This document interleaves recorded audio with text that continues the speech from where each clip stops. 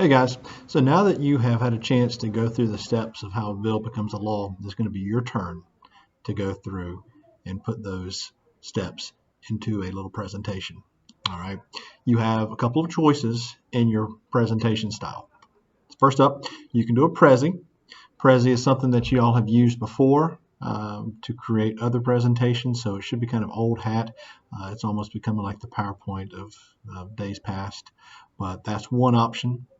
The second option is something that we haven't done too much with, and that's Adobe Spark.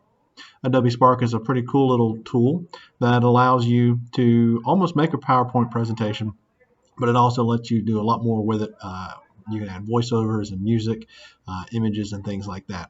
So that's your second choice. Your third choice is Microsoft Sway, which is a presentation maker basically. It allows you to add pictures and text and images and things like that. And then lastly is going to be a podcast option. So if you don't want to create a bunch of images and pictures, you can download the app or use your computer, and you can use Anchor, which is something that I use, or you can use Podcast-O-Matic. Both these are apps on your phone. You create an account, you hit record, and you can start recording. Now, obviously, with a podcast, you would not have images and things like that, so you'd have to be very descriptive in your words and kind of your script that you're going to go off of. So if you choose to do the podcast, just be sure you're prepared to really have a lot of details to add as you go through the steps versus one of the other three options where you will be expected to add images and have that option. Okay.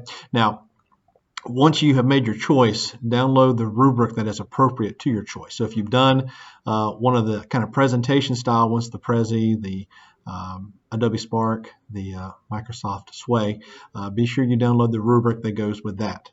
All right. If you choose the podcast route, then be sure you choose the podcast rubric to decide, or not to decide, but to see how you're going to be graded on these things, because they'll be separate, because one has images and one doesn't. So there's just a little bit of difference there.